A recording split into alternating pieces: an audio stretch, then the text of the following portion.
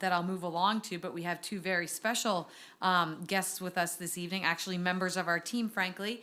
Gwen Martinez from Whitcomb High School and Aiden Garcia from Glendora High School are going to be our student board member representatives this year. And we're really excited to have you both here and to work with you this year. And we really want to encourage you to participate in all of our conversations. And we'll get into that as we move on. But right now, I'm going to invite you both up to this podium over here. And I'm actually going to give you the oath of office for these new positions. So both of you can head over there and we'll do it one at a time.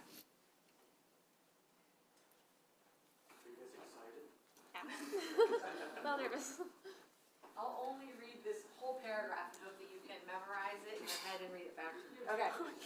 Step up close to the microphone. We'll have Aiden go first. Okay, you're going to raise your right hand. And I'll repeat after me. I state your name. I, Aiden Garcia, Do solemnly swear that I will support and defend the Constitution of the United States. do That was too much. Go ahead.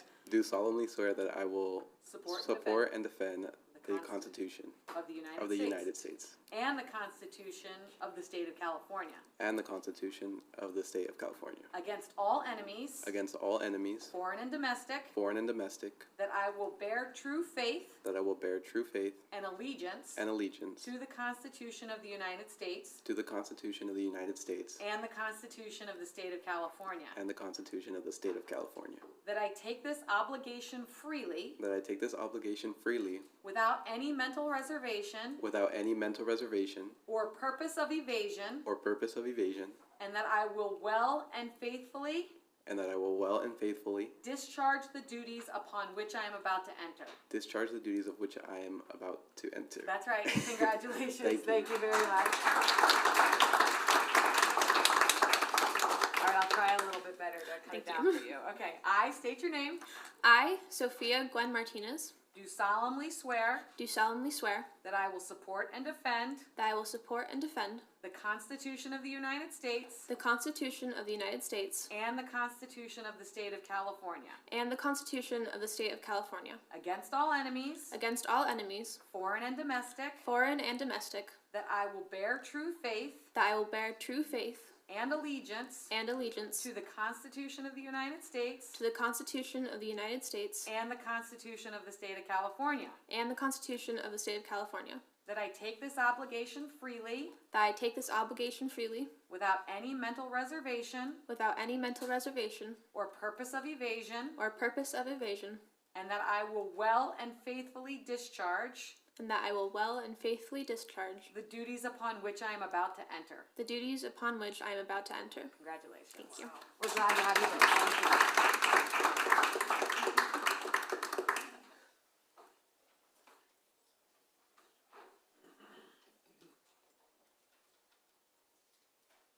And as I was saying before, we always really enjoy the student board member report that we get every meeting.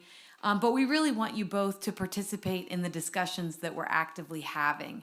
And so I try my best to remember that when we're having a presentation and I call on my fellow board members to ask questions or engage in the conversation, I really try to also remember to look all the way to the left. But I want you all to feel really comfortable and confident if I forget to raise your hand or wave or whatever you want to do, because we really do value the input from you two as students and as the students you represent from your respective high schools. So welcome. We're really glad to have you both here, and we look forward to your reports moving forward and your interaction and engagement with the Board of Education. Okay, now we are going to move right along to public comment for this evening. Speakers may address the Board of Education on non-agenda and agenda items. Board policy requires that public presentations to the board comply with the procedures on the agenda. I have 5 comment cards here this evening, and the point that I would like to remind everybody is to please be considerate of the 3-minute time clock. When your 3 minutes are up, we're going to be respectful of the people that are coming behind you and limit our comment at that time. So I will ask for a speaker, and then I will ask for someone to come on deck, if you will. The first speaker will be Aiden Rudd, and the second will be John Harold.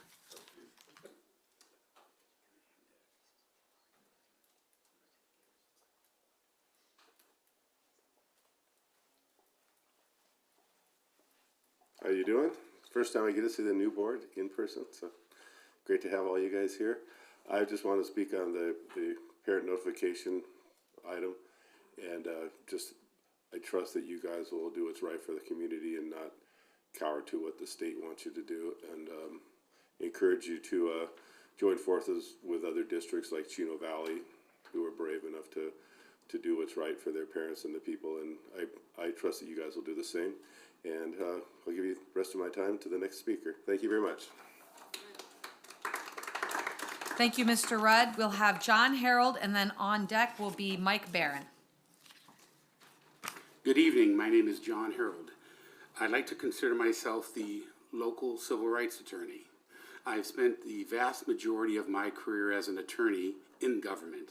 I was 37 years Los Angeles County Deputy District Attorney, 7 years Special Attorney General, State of California, 17 years California Military Department as a JAG officer.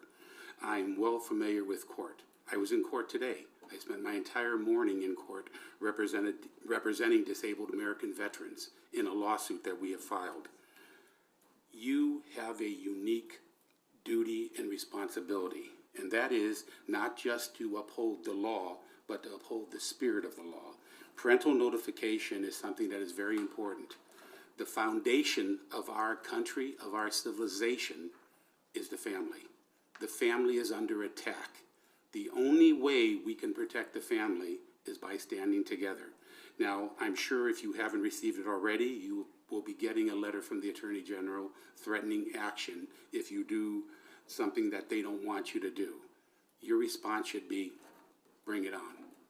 The simple fact of the matter is your job is not meant to represent government. Like I said, I spent my entire career in government, but my job was not to be a government lackey.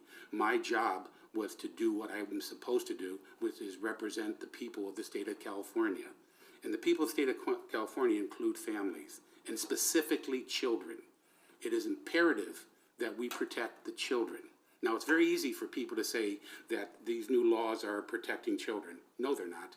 There's a reason why our system has worked as well as it has for all these years. There's a reason why people are fighting to get into this country. They're not fighting to get into other countries. They're fighting to get into this country. And it's because of the opportunities that you have in this country. Now, in order to have those opportunities, it comes with responsibility. And it particularly comes with responsibility of elected officials to sometimes to stand up against the powers to be. I did that as a DA, I did it as an Attorney General, I did it in the military. Your job is to stand up for what's right. And again, the Attorney General will probably send you threatening letters. You're supposed to have city attorneys, you're supposed to have local attorneys, you're supposed to have your own attorneys. So this will be decided in courts. You're going to get sued either way.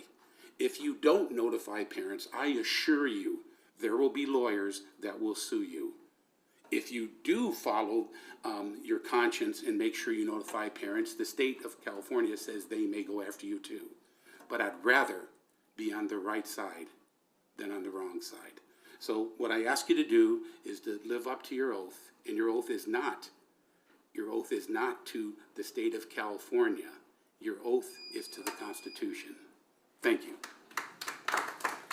Thank you, Mr. Harold. Mr. Barron, and then Sarah Barron.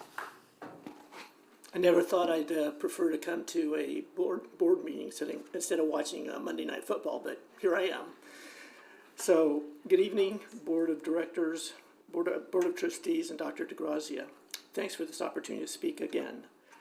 Those of us who support a parental notification policy have been working on addressing several of the key concerns expressed by those opposing the policy, and I'd like to share with you our thoughts on those issues. The timeline for parental notification by the school has been changed in our policy from 3 days to 10 days. Section 2A now reads as follows: except in the rare cases where the parents are reasonably suspected of abusing the student, principals, staff, and counselors shall notify parents within 10 days of noting that there is an issue with the student's well-being. A new section, 3A, reads as follows: prior to the expiration of the 10-day notification period, school personnel shall do the following: encourage the student to discuss these issues related to the child's well-being with his or her parents. This is something that many school officials already believe in and do. Secondly, facilitate a meeting and discussion between the child and the child's parents about the relevant issues identified. So it's not just a phone call and say, hey, your kid is this or your kid is that. It's a controlled meeting. Section 4A will now read, the school shall notify the parents of the student as soon as reasonably possible that the student has met more than 2 times with school personnel in the wellness room. The school shall share with the parents a summary of the topics discussed with the student, if any. And finally, we propose an opt-in implementation model for the parental notification policy. This means that this policy will apply only to students whose parents have opted into the policy. This allows any parent who disagrees with the policy to be excluded from the policy by default. We've extended, in summary, we've extended the notification period from 3 days to 10 days, giving school officials the opportunity to encourage students to talk to their parents. We have empowered the school to identify and exclude from this policy any parent suspected of abuse. We have managed the notification process to be in a controlled professional environment that includes the student, the parents, and the appropriate school officials. We've also eliminated a time requirement for informing parents about a student's repeated visits to the wellness room and added this opt-in implementation model. So when you think about it, opposing this policy now means that you as a board member are clearly saying to the parents, I must protect your child from you, the parent. That's not appropriate. Thank you. Thank you, Mr. Barron. Sarah Barron, and then Lenore Craig. Good evening. A wise mentor once advised me when I was in a disagreement with my husband to ask myself, is what we are arguing about really what we are arguing about? I believe this question applies to our disagreement over parental rights. Somehow, standing up for parental rights has been equated with causing tremendous harm to gay and trans students. We would never want to do that, but we are not going to voluntarily relinquish our constitutionally protected right in the supposition that harm could be done. I acknowledge that there are rigid, closed-minded, even mean parents in this world that could make life miserable for a kid wanting to trans. That's tragic, and that family most definitely needs help. But that's not what we're talking about. That's not the case in most situations. Therefore, denying parents access to knowledge about their child's struggles is wrong and flies in the face of historical precedent. If there were a young girl in the school bathroom cutting, would you withhold that information from the parent? I would hope not. If an anorexic girl complained about being fat, would you insist her parents affirm her and agree to get her liposuction and gastric bypass surgery? I pray not.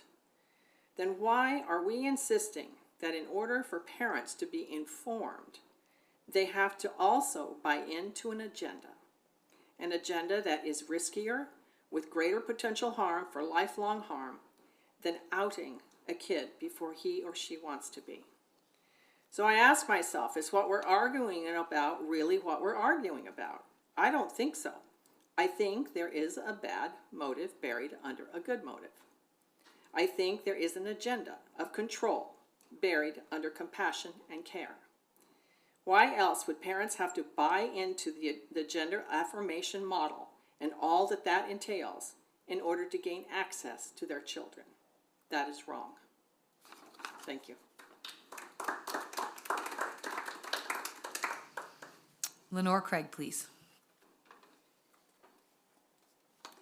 Good evening. Let me start with a question. When did we equate affirmation with the health, safety, and welfare of a child? I would hope you would all believe in family and hold children dear and precious. I know 2 of you have said this. This is at the heart of the parental notification policy and what drives many in this issue of allowing parents complete transparency in what's going on with their child. Parents must be able to shepherd their children in these matters and get them counseling. Children need guidance in their growing years because they bend with each whim and fad that comes their way. And as parents, we cannot and should not affirm everything they want, especially when it's something that will harm and change them for life. This is a lifelong decision that should be made as an adult, not as a child or minor. Responsibility for children and their teachings belong to the parents. Not affirming a child is not abuse.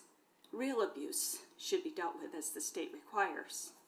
There are serious lifelong physical, mental consequences involved with transitioning a child who is gender confused. This is a social contagion. In years past, young children were not confused about gender. They were being children. Prescriptions for puberty blockers and cross-sex hormones have more than doubled between the years of 2017 and 2021. I know one thing for sure, allowing a child to permanently mutilate themselves is the furthest thing from compassion. Parents must be in the process of these important issues and decisions. Soren Aldaco, Prisha Mosley, Chloe Cole, Layla Jane, just to name a few transitioners who are now suffering lifelong health consequences. They've all filed lawsuits against doctors who did this to them as minors. Now school districts who are keeping such important things from parents are being sued, and those cases are being won. This policy is not outing children, it's involving parents who love them and want them to get the appropriate help and guidance in counseling, not hormones and surgery. Parenting is given by God. This is a hard topic to be taken seriously and weigh the consequences now and for the future. I urge you, after your presentation on the 25th, set a date that each one of you will vote on this parental notification policy to show your support for families in this community and for the children. Thank you. Thank you all very much. Those are all the speaker cards I have for this evening, but as I do every meeting, I'll give anybody the opportunity that came in a little bit late or didn't fill out a speaker card to speak at this time. I will ask you to fill out a speaker card.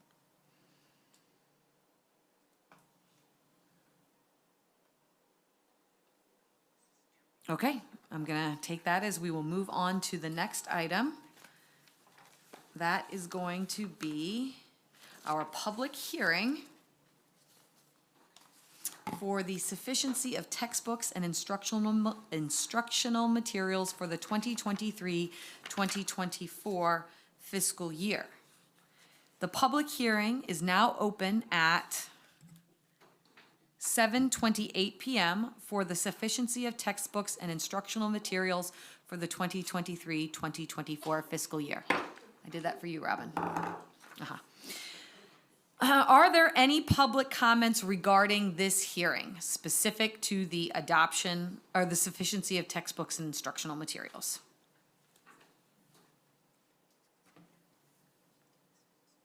Seeing none. Are there any comments from members of the Board of Education?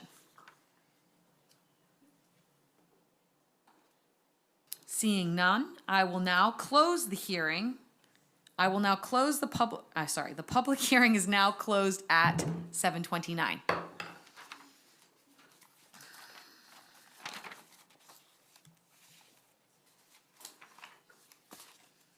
We will now move along to the student board member report. Mr. Garcia, take it away. Thank you very much. I will now start off with the student representative board report. Starting off with Cullen Elementary. Cullen Condors have had a wonderful start to the school year. We had a great turnout for back to school night, and our PTA membership drive has been a big success as well. As a staff, we are utilizing the Character Strong Character Development Program for elementary level called Purposeful People. The first 2 weeks of school, our focus word was kindness, and as we move into September, we will be learning about respect. Our new student council did a fantastic job helping PTA kick off our annual Move-a-thon fundraiser with a student-written skit. All our students are looking forward to getting up with grit at the end of the month while wearing t-shirt designed by one of our Cullen Condors. Next, I'll move on to Stanton Elementary. Stanton Elementary has had a great start to the school year. Our back-to-school night on August 22nd was well attended, and our PTA membership drive is off to an amazing start. This year, we began the Character Strong curricular in each class and started the school year with the focus on kindness. Our September character trait focus is respect, which coincides with our PBIS school approach of be safe, be responsible, be respectful. Earlier this month, 4th and 5th grade student leaders led our first Spirit Assembly of the year with much success. On September 8th, PTA sponsored a Kona-shaped ice party for all our AR summer scholars. Some great events we look forward to include wellness activities for the week of September 11th.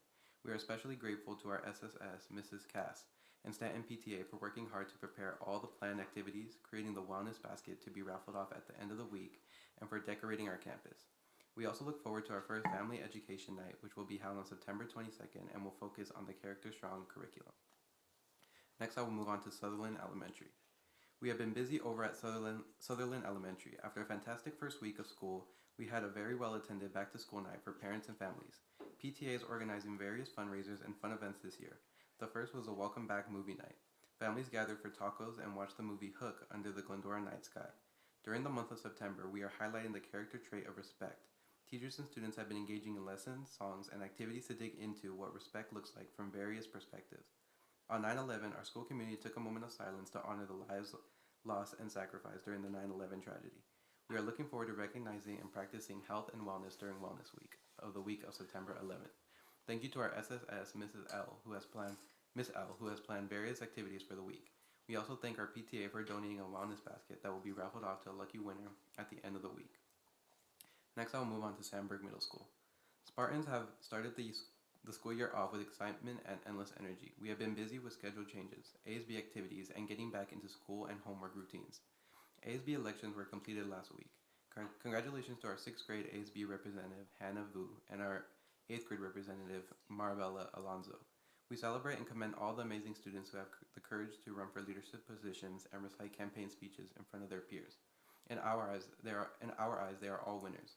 Only a few short weeks into the school year, and we have already enjoyed our first dance, participated in Welcome Week activities during lunch periods, and started the recruitment of host families for our Nakamura guests visiting Sandburg at the end of October. We are looking forward to Wellness Week activities during the week of September 11th to 15th, and will honor those who lost their lives during the 9/11 tragedies with a moment of silence. At Sandburg, our goal is to provide both academic support as well as positive character education program that includes demonstrating empathy for others and hope for our future. Finally, I will end off with Glendora High School. Glendora High School started the year strong with our Get On Board interactive first day of school. Students and staff got a chance to start the year in a new way, and everyone agrees it was a big success. That was followed by a successful senior sunrise, welcome back assembly, and boogie on back dance that was attended by more than 1,200 students. Starting on September 11th, GHS will be celebrating Wellness Week with activities on campus and through the community. We are looking forward to bringing the much needed awareness to mental health and discussing steps to maintaining wellness. Our first progress report will be posted by September 12th. While it is still early in the semester, it is a great indication of how student is progressing in their classes. Outside the classroom, we are seeing successful athletic seasons across the board, and we are very proud of our athletes. Our band and pageantry are competing in their second competition on September 15th. Good skill to them. Our pipe band had the opportunity to travel to Scotland and compete in the World Piping Championships and finish 7th in the world. Considering they are one of the few high school groups to perform, this is a huge achievement, and we could not be prouder of them. This weekend will be our senior graduation fair in the morning, followed that evening with our senior luau, where we prepare and then celebrate our seniors and their final year at GHS. The week of September 18th, we will be celebrating Club Rush and hosting our college fair. Do not forget to represent your favorite college or university that day. Thank you.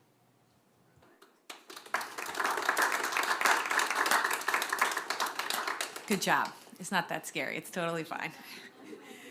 Okay, we're going to move right along now to comments from members of the Board of Education. Mr. Clifford? Thank you, Madam President Aiden. I see political speaking in your future somehow. You got the right colors on tonight. You did a great job. Thank you so much. I look forward to your peer coming up next time and trying to exceed our expectations. Secondarily, I just wanted to again acknowledge staff, both on the certificated and classified side of our employee levels and what they do to support our parents and our students while they're at school. I've been on campus.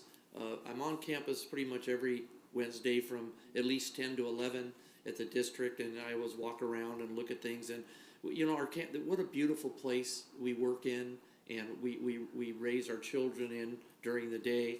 I watch the mothers and fathers waiting for the 11:30 release of their little ones. They're waiting out in the beautiful grass area, and it's just a phenomenal event. This weekend, I had the pleasure of watching my grandchildren play in an AYSO soccer game at Cullen Elementary School, and I had to be there early in the morning, and I was just taken aback at the beauty of the campus, that grass field, looking at the foothills just north of Leodora, that view, and I was just looking at myself like, is this real? I mean, this is just, what a way to spend a Saturday morning on one of our campuses, watching the collaboration between our school, our GYSO, the city, and all the things that had to take place to see these little 5-year and 6-year-old children of ours playing soccer together, learning a life skill of team building, and doing it on one of our most beautiful campuses, the Cullen Condors, I believe they're called Condors. And it was just a phenomenal morning. So I wanted to reach out to our teachers and our staff and all the support people that keep these facilities in the best shape they can. I'm dedicated, as I've said before, to help this district make all of our sites look like Disneyland for our kids, and that's what I want to spend my time focusing on. So I want to say thank you to everyone for that experience. The next thing I want to say is that I want to be perfectly clear with everyone. I've gotten hundreds of emails, as I'm sure we'll all discuss tonight, but I am prepared as a governing body of this board, one of us, to vote in the affirmative for a policy that supports parents' rights and notifying our families of what is happening to their beautiful children while they're in our care. I just want to make sure that everybody's clear on that and they understand where I am. Now, that's barring any evidence and testimony that I hear at any time, obviously, to do that. But I've heard several versions of it. I'm okay. I mean, I am a member of the board that is focused on parental rights, family being the epicenter of the governance that I'm responsible for in my little lane of what I do. So I just wanted to be clear about that when people speak and they talk about honoring a family or honoring parental rights or helping assist our children not only be educated, but work in collaboration with the family on that education, that is one of the number one goals of what I believe my role is here. So I'm listening to the topic. Again, barring evidence and testimony otherwise, I support parents' rights in this district, and I always will, and I've answered every email I've received, and again, that was hundreds of them. So you know that I'm answering them because I get them from all of you on both sides of the equation. And I just wanted to say thank you for all of that information. And I saw Mr. Harold and Mr. Rudd here tonight, and I don't agree with them on a lot of things in our history of Glendora. We're friends, but I really support what they said tonight about parent rights, and I'm impressed that they came out to talk to us about that. They've been involved in our community for many, many years, and it was nice to see them tonight. And I believe in the public comment that I heard tonight on the issue, and I support that. I think that's all I have to say tonight. I enjoyed our back to school nights that between the last meeting, we had a few more back to school nights, and the enthusiasm from our parents and the involvement of our parents who have worked all day and then come back and into the arena to listen to our principals talk to the parents that did a fabulous job is just amazing. So what a place to be. I think the Glendora Unified School District is the district to be a part of. And I invite all you students that don't have a place to go to come to Glendora because it's a good place to be. Thank you.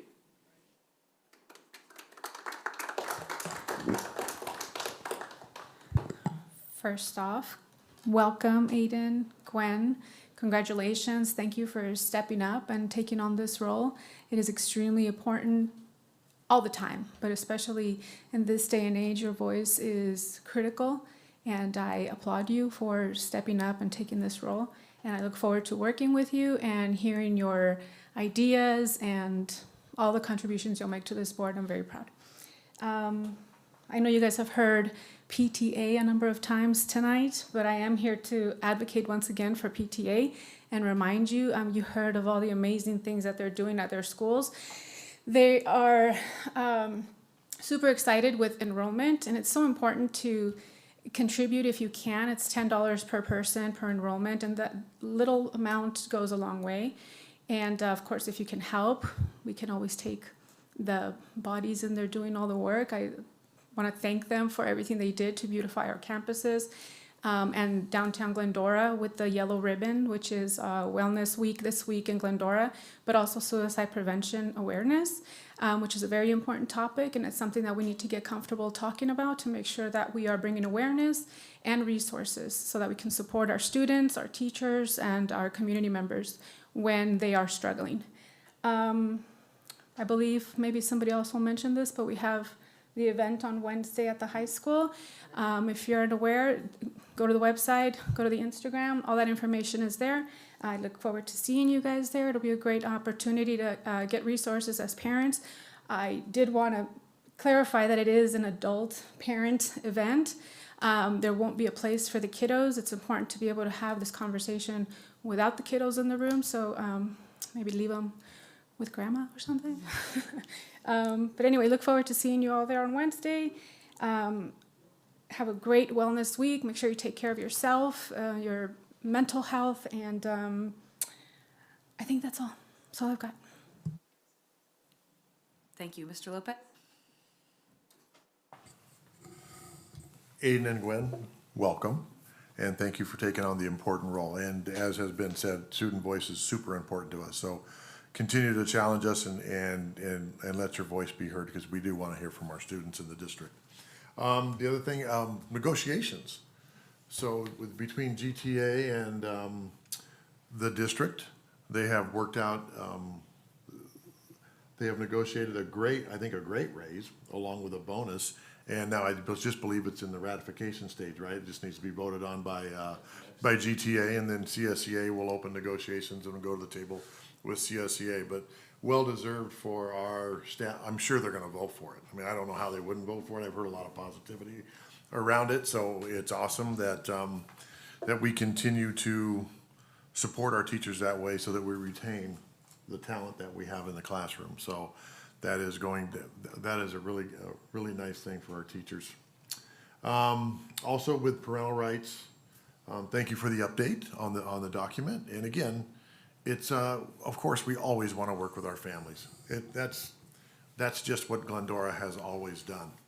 And so it'll be good to hear in a couple weeks what that presentation, what exactly we hear from the counselors and what that looks like. I don't think I've ever had an instance in the 30+ years that I worked in Glendora Unified that we did not work with families in all situations. And so, because we're not just talking about one situation, we're talking about a number of different situations that come up with students on a daily basis. So do we want to work with families? Absolutely. And so we'll continue to work on that, have our presentation, and figure out what's best for our district. Again, I will not do what other districts do just because they do it. That's not what we do in Glendora. And so, and are we gonna cow down to the state? No, we're not cowing down to the state. We're gonna do what we do in Glendora that fits our community and fits our schools and fits our students and our families. So having a canned parental rights notification is not a good thing. So, but I appreciate the work that's going into it, and our community seems to be working on it, and I get it. But again, we are about families, and I don't think there's any of us up here that would say that we're not about the families in Glendora Unified. Again, great start to the school year. Heard a lot about academics, all the character strong things that are taking place on campus, which is awesome for our kids. And we just keep moving, and we got to keep getting better. You know, we've talked about that, and we do. Our custodial staff, well, our teachers, everybody does a great job, but the upkeep of our campuses, that's amazing what's being done, because they're old, right? And it doesn't always look good, but they do a great job putting our schools together and making them look pristine, park-like and pristine, when our kids and our families come to school every day. So kudos to everybody in our district and for the hard work that's being done to make Glendora great. Mrs. Merkley? Thanks, Mr. Lopez. Along with the school, Glendora High School being so red, which is my favorite color, I was talking to Mrs. Shabbat and we were talking that we need some like blue at Whitcomb with some gold thrown in. Am I right? We just need a little, I think it was painted recently, but they chose the wrong color of blue. Just my thought. Anyway, I've been able to visit a few of the elementary schools and Whitcomb, and it's been so good to see these kids. I love going into classrooms at elementary school and seeing the libraries, the teachers' classroom libraries. That is so important for kids as we strive to have them reading well by third grade. That is the ultimate goal. So seeing those just really makes my heart happy. Reading is one of my favorite things. So, Mr. Lopez, you said that very well about parental rights. I agree with you that we should not have a canned thing, that we have something specific to Glendora, and we will not follow just because other school districts. We have to really consider what is best for our students and our families and to keep our students safe. And I think that's all. Thank you very much, everybody, for their comments. I do want to acknowledge the hard work that every employee at every site put in for the last few back-to-school nights that we all had the pleasure of attending. All sites, all teachers, all staff members, from front to back, really put a lot of efforts into those evenings for us. So thank everyone. Thank, as Mr. Clifford did, parents for engaging that way, right? It's a long day. Everybody has long days, and then they go back to the school for 2 hours. But it shows appreciation for our teachers and keeps families engaged that way, and I think that's super important. So I appreciate everybody's time. I commend my colleague for answering every email that he's gotten. I want to say that I'm sorry that I have not answered every email that I have received. That doesn't mean that I haven't read them. I absolutely am reading all of them, but I, as the president of the Board of Education, seem to have been placed on a listserv of some sort where I'm getting auto-generated emails about this topic, and it's probably 400 or so emails that are being generated into my mailbox, and I am reading all of them. And it is just, I haven't done a great job in responding, and I apologize for that, but I really am reading and taking perspectives and looking forward to our presentation in a couple of weeks. You are going to talk a little bit about the Wednesday evening. Okay, great. I will let you do that, and that's really all I have to say at this time. Thank you very much. Oh, sorry, yeah. Okay, we're going to move right along to that superintendent report. That's right, handed right over here. Sorry, I beg your pardon. Thank you, President Reuter, members of the board, distinguished guests. Aiden and Gwen, welcome to you. Great job, Aiden, out of the gate, first effort. Well done. Gwen, we look forward to hearing from you at our next meeting, and welcome to you both. Wellness Week, as you've heard, is upon us, also known as Suicide Prevention Week. You've seen the yellow ribbons abound at campus and downtown Glendora as well. And thanks again to PTA, as Ms. Garcia noted, for assisting with that. Friday is a special Wear Yellow Day. So if you have some yellow, pull it out for Friday. That's a day to do that. Wednesday evening in the boardroom, I think in the boardroom. Yeah, right here at 5:30, Dr. Julie Werner. She's a clinical psychologist. She is an author. She is a support to parents and families, and this is for parents and families alone, no children for this one. She turns challenges into opportunities for kids and families, and so she'll be a support for folks. We hope many will take advantage of this opportunity on Wednesday evening at 5:30 in celebration of Wellness Week. And Wellness Week it shouldn't be just a week. It shouldn't be just a day of wearing yellow. It should be day in and day out. Avid Family Night is coming soon as well. We have that tomorrow night at 6 p.m. in the Bidwell Forum. right above the Glendora Public Library. The library will be sharing resources for our avid families and students and things that they can offer, especially to our secondary students in the avid program.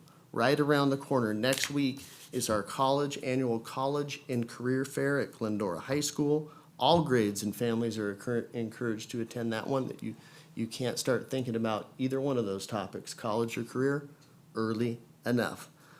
We look forward to hearing the budget presentation of the unaudited actuals, known as closing the books from the previous fiscal year this evening.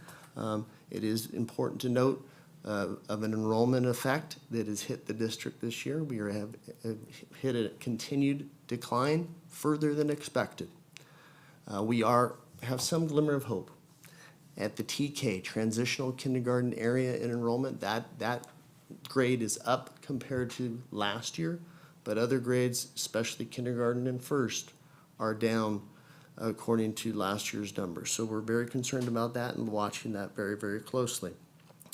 We have started our Spanish and Mandarin, or our Spanish class at Sutherland Elementary School for the kindergarten, all kindergarten classes at Sutherland, and all Spanish and Mandarin classes after school will begin in the next couple of weeks at all elementary schools as an offering for those that would like to take part as a precursor to a dual language immersion program that will begin next school year. And finally, I have the pleasure of sharing this great news. The U.S. News and World Report recently released their rankings of the 2023-2024 best high schools in America. And we're excited to announce that Glendora High School has earned top 10% status nationally and statewide, and is in the top 15% of all high schools, public or private, in Southern California, the highly competitive market that we are. So congratulations for that. And that is a congratulations from TK to Adult Transition Program and all the work that the entire district does. So kudos to the staff and the hard work to make something like that happen. Thank you. Thank you very much, Dr. DeGrazia. We're going to move right along to staff presentations. And we will hear tonight the unaudited actuals 2022-2023 presented by Tracy Vicar, Assistant Superintendent of Business Services, and Jeanette Walzak, Executive Director of Fiscal Services. It's a page turner. Great. Well, thank you so much for allowing us to present to you this evening our unaudited actuals. I love that term, closing our books, right? Because I think that really kind of continues to tell our story from the time that we adopted our budget in June to what we actually have left to be able to move into this fiscal year.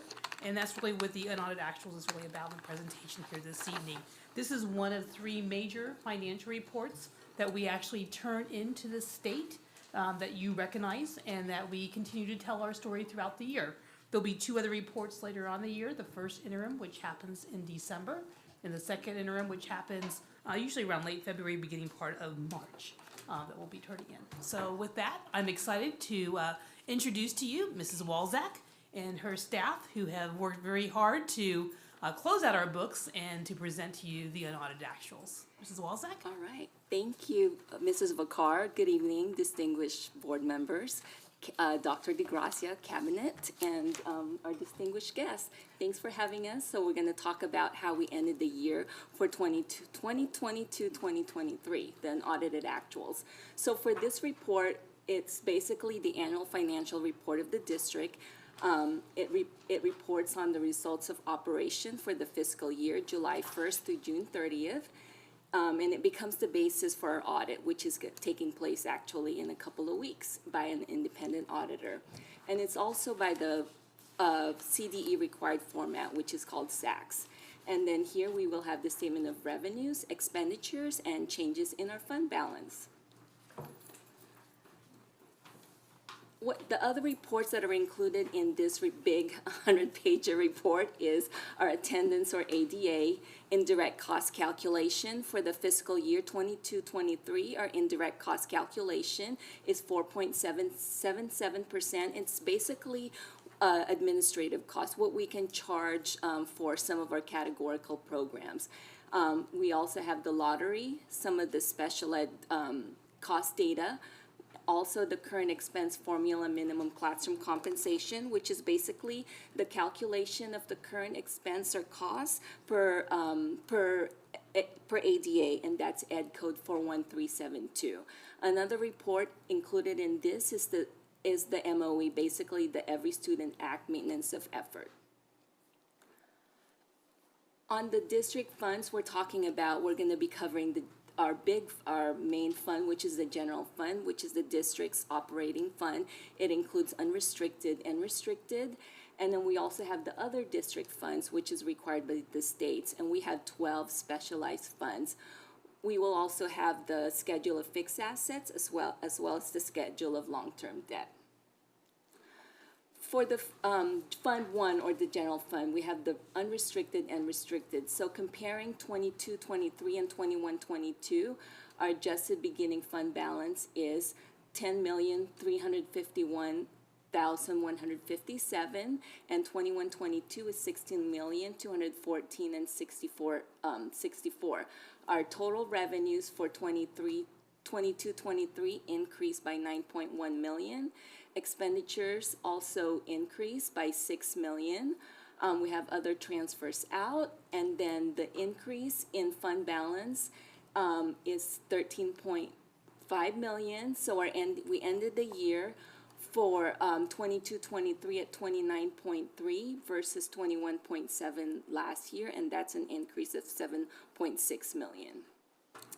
Just kind of going over some of the general fund revenue, showing the differences between 21-22 and 22-23.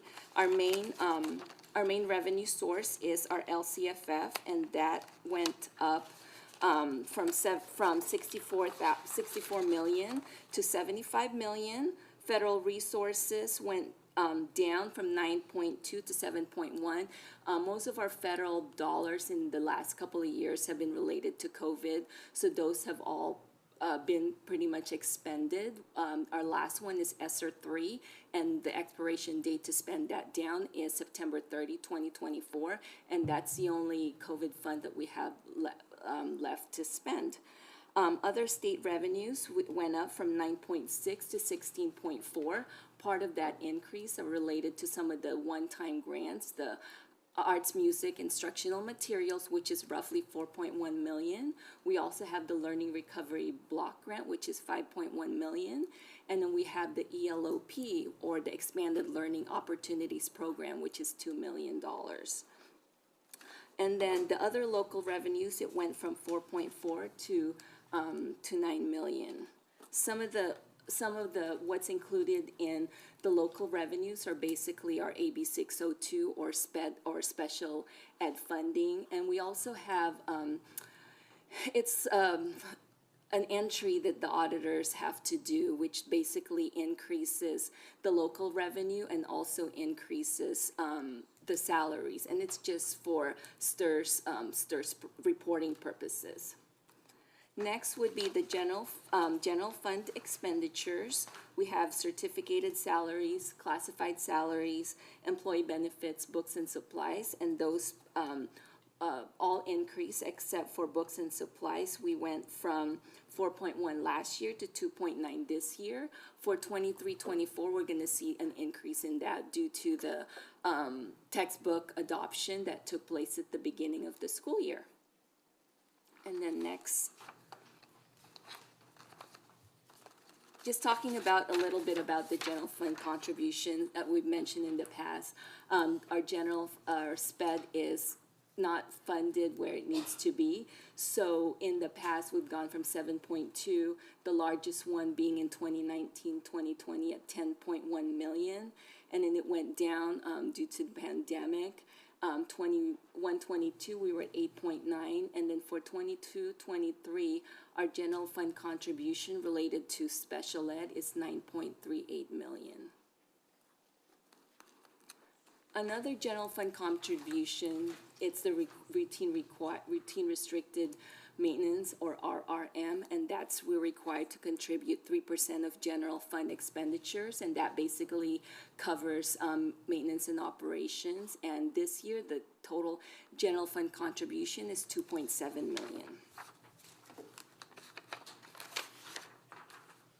Dr. DeGracia mentioned enrollment earlier. So for the 23-24 budget year, which is our current fiscal year that we're at, we were anticipating roughly 100 enrollment loss, not even ADA, but enrollment.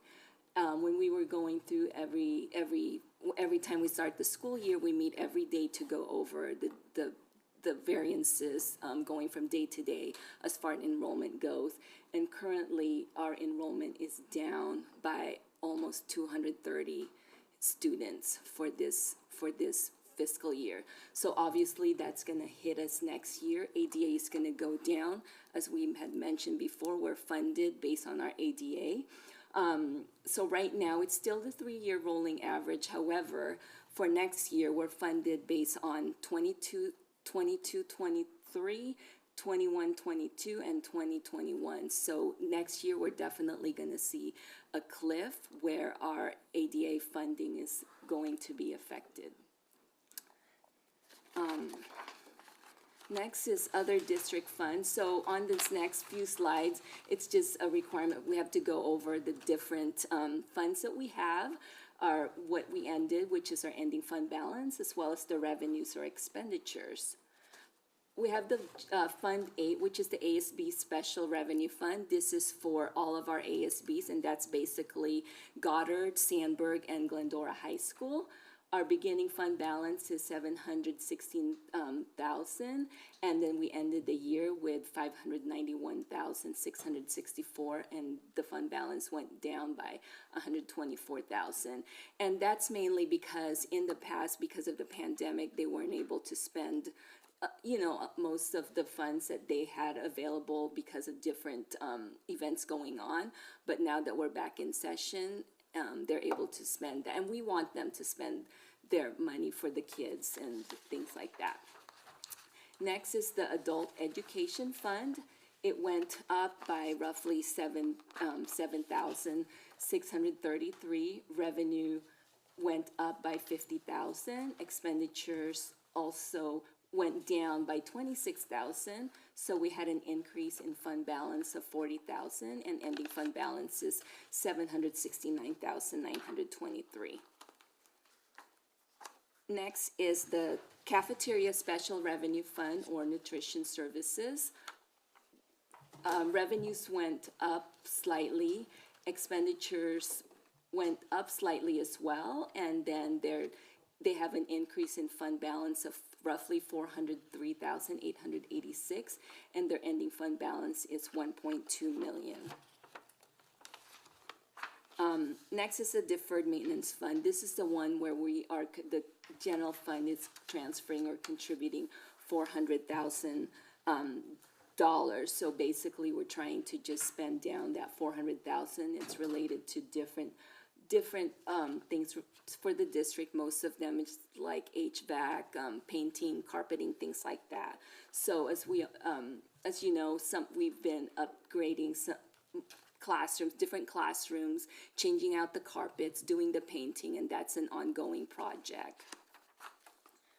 And then next is Fund 17, which is the special reserve other than capital outlay. This was adopted in September 2022, and it's basically earmarked for unanticipated expenditures, management of cash flows, emergency repairs, and volatility in funding.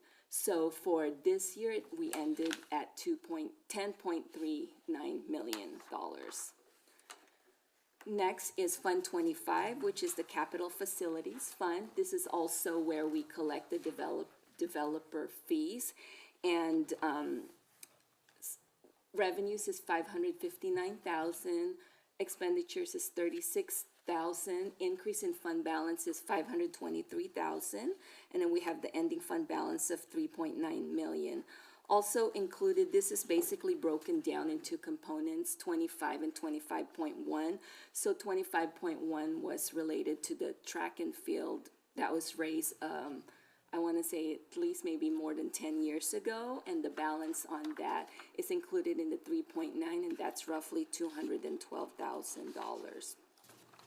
Next is Fund 35, which is the County School Facilities Fund, Ending fund balance increased by 73 million from 2.70 to 2.78.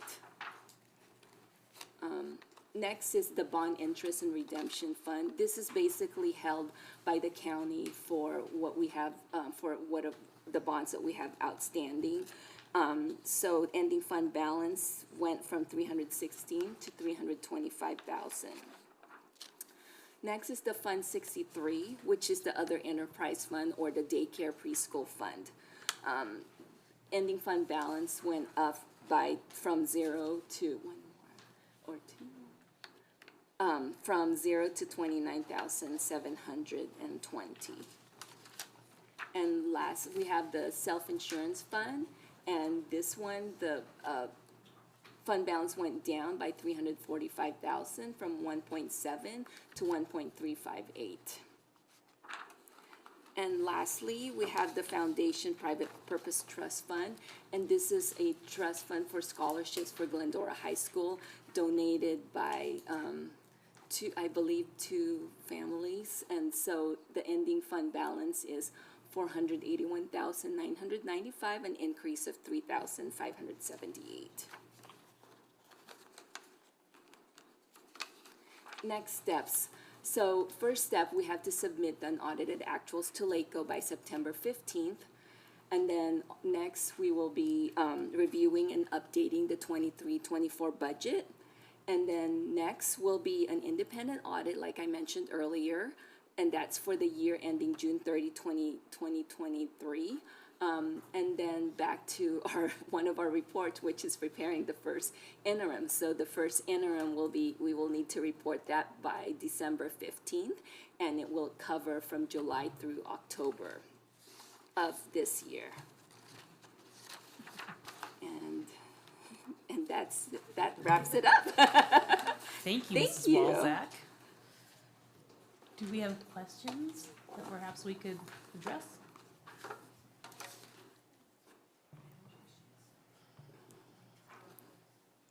I do have a question. Thank you so much for this presentation. It's a lot of numbers, but I appreciate all the time that you put in. I know it's not just from last night, it's a lot of work, so thank you. I get a lot of questions from our community members regarding our fields, okay? And you mentioned something about the $212,000 balance for some money that was raised at some point. Can you explain that a little bit more for our community? Because there's a lot of numbers and it all adds up to millions. And the thought is that we have a lot of money and we should just fix the fields. So for purpose of transparency and just to explain it to our community, why is it that we can't do that if we have all these millions of dollars? So the Fund 25, or the Capital Facilities Fund, the purpose of that fund is because we collect fees when they're building like new homes, new commercial businesses or whatever.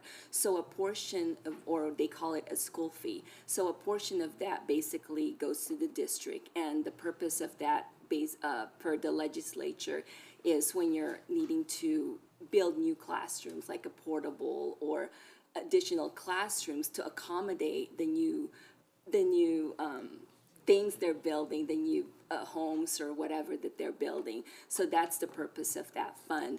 And so, so it's really strict. So we can't just say, okay, we're gonna fix this or we're gonna do this. So it has to be, it has to tie in to what the funds were collected for. So that's the majority of that fund. Then we have the 25.1, which is raised specifically for the purpose of the track and the track and field and repairing it. Or I think back in the day, that was before my time. Dr. DeGrasse, if you can chime in if you know the history. The fundraiser back in. Yeah, Mr. Lopez probably Or remembers Mr. it better than I do. Lopez. I think they were closely associated. Yeah. I mean, if you really want to know, so we had during our 50th anniversary when Glendora High School turned 50 years old, we had a fundraiser specifically to try to raise money for the track and field to get that done. And that was, I don't know, I think we're in year 63 now. So it was a long time ago. So we raised $212,000, which wasn't near what we needed to have a turf field and a all-weather track. So, but the money was earmarked to go to that facility whenever that facility gets built. That extra $212,000 will be committed to that facility for whatever purpose that it serves. Thank you, Trustee Lopez.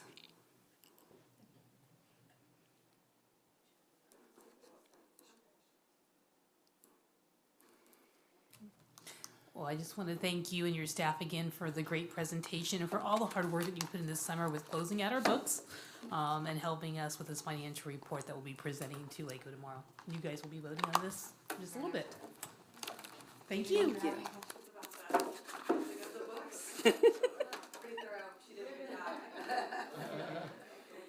All right, thank you. Mrs. Walzak, they're all still awake. Okay, we're gonna actually move right along to those discussion action items, and our first discussion action item is item 6.1, approval of the 2022-2023 unaudited actuals as presented. May I have a motion, please? So moved. Okay, is there any further questions or discussions at this time? Okay, all those in favor? Aye. Any opposed? The motion passes. Item 6.2, approval of resolution number 23-24-07, the determination of sufficient textbook and instructional materials for the fiscal year 2023-2024 as presented. May I have a motion? So moved. Okay, this is what we had our public hearing on earlier this evening. Does anybody have any questions that they might want to ask? This is a standard operating procedure for us. Okay, all those in favor? Aye.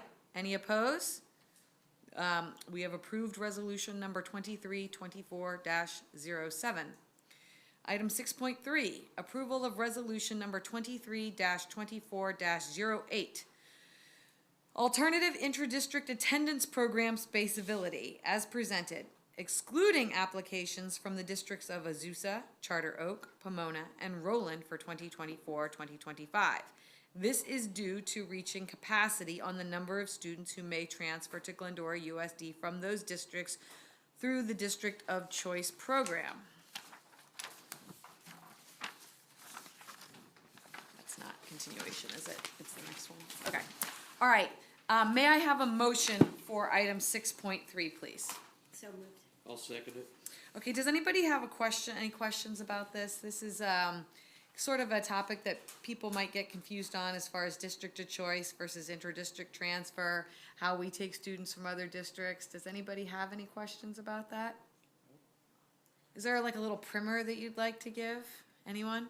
No? No? Okay. Aiden, do you have any questions? Okay. All right.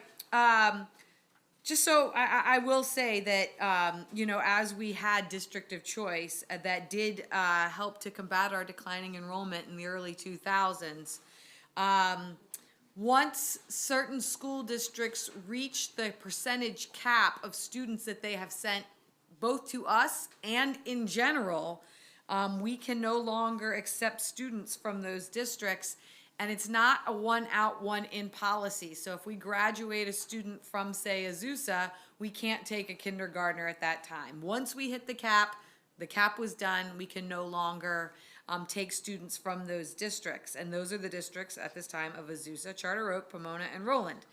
We are currently working with our legislators to try and amend that program, because it's just a dying policy for us, right? And once all these initial students have graduated from our schools or moved on, we can no longer take any more. So we really are trying to talk about a rolling cap, where once a student graduates or leaves, then we can add an additional student. So this is something that we continue to look at and work with our legislators and our peers in districts around us to see if there's anything that we may be able to do to help combat declining enrollment, which 80-some% of school districts in the state of California are facing right now. it's really important that we accept students from other districts that want to come here. We've got some remarkable programs. We've got remarkable teachers and staff members. Inter-district attendance programs are really important for us to be able to keep operating at the levels that we are operating at right now. All those in favor? Aye. Any opposed? Okay, we're going to approve that resolution number 2324-08. Item 6.4, approval of the application for a variable waiver for CLAD, C-L-A-D certificate for EL authorization for Cynthia Deere, aviation teacher, as presented. Can I have a motion? I'll second that. Okay, this is, nothing unusual, but maybe could take a little bit of explanation because this is a really unique program and an awesome opportunity that we really want to support Ms. Deere with, but this is something that we need to do to help support her. So Ms. Deere is our aviation teacher. As you're probably aware, it is very challenging to find a highly qualified aviation teacher. We worked really hard this summer to do that. Ms. Deere has a few English learners in her class, and so this variable waiver allows her to teach those students while she is working on her CLAD credential. So she is going to continue to go to take classes or whatever to achieve this credential, but this allows her to be able to work with these kids in the meantime. That is correct. Okay. That's And if I could just share, this is a unique credential, but it's called Designated Subjects Credential, which really looks at industry experience. And with that, you actually get a preliminary credential up front. Then you go back and you take your courses for mastery within education around classroom management, all the highly qualified things that we would want to have our teachers have. And then embedded within that credential is the CLAD authorization. Okay. Any questions from anybody? I'm happy to support Ms. Deere in this approval for application. All those in favor? Aye. Aye. Any opposed? Okay, that motion 6.4 is approved unanimously. Item 6.5, approval of the agreement between California Schools Voluntary Employees Benefits Association, VEBA, and the Glendora Unified School District, CSEA and GTA as presented. May I have a motion? I'll second that. Okay. Okay, maybe we could get a little explanation of what VEBA is for the studio audience. Sure. So we're excited to be a new partner within the VEBA organization. VEBA is a trust that would allow our employees to have more affordable healthcare options and additional services. So we are shifting from our current carrier, which is Aetna, moving into the VEBA family, and then our Health and Benefits Committee will look at the options annually that we can choose from, and in order to be able to design a customized set of plans that we will be going into based on what our employees have indicated they want to have. And so we're really excited about this new option. I think this is a new way. It also allows us to have the benefit of having a larger pool of people so that we're not so narrowed, and hopefully this will help us save costs in the long run. I want to commend the committee. I want to commend our HR team for working so diligently on this as being an option to bring something of this caliber to Glendora Unified. Thank you for that description and explanation. We had heard from our employees that our benefits was something that we needed to work on, and I appreciate everybody's efforts in taking these steps to try and lower cost, expand options, do what we need to do to make sure that our employees have the benefits that they need and deserve. Any other comments or questions at this time? All those in favor? Aye. Any opposed? Motion passes. Consent items. The Board of Education may consider agenda consent items as a whole or as individual divisions. Any item may be removed by a member of the board for discussion and possible action. Would anybody like to pull any consent items from the agenda this evening? Madam President, I would like to pull item 11.1 from the agenda. Okay. Anybody else? Then may I have a motion to approve all consent items except for item 11.1? Okay, all those in favor? Aye. Any opposed? Okay, then item 11.1 specifically under personnel services. Approve / ratify the certificated personnel, employees, retirements, resignations, and leaves. May I have a motion? Okay, is there any discussion, comments, or questions? Madam President, I'm going to be voting no on 11-1. It doesn't include the entire substance of the whole thing. I had some questions for staff about the hiring process for one of the identified positions on this, and I didn't get the answers that satisfied me. It took a little bit more time, so we can. So are we able to, I think I didn't amend the agenda correctly, are we able to approve everything except for that item in the agenda, or do we have to remove, or do we move forward with the whole vote? Move forward with the whole vote. Okay, I just wanted to be clear. Okay. Okay, so we have a motion, we have a second. Anything else that you'd like to add? No. Okay. All those in favor of item 11.1, approve/ratify the certificated personnel employments, retirements, resignations, and leaves. All those in favor say aye. Aye. Those who oppose? No. Okay, so the agenda item passes with a 4-1 vote to approve/ratify the certificated personnel employments, retirements, resignations, and leaves.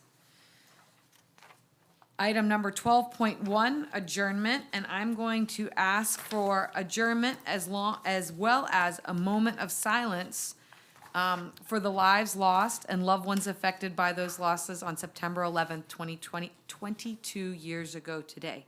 So if we may have a moment of silence, and then I'll ask for the motion.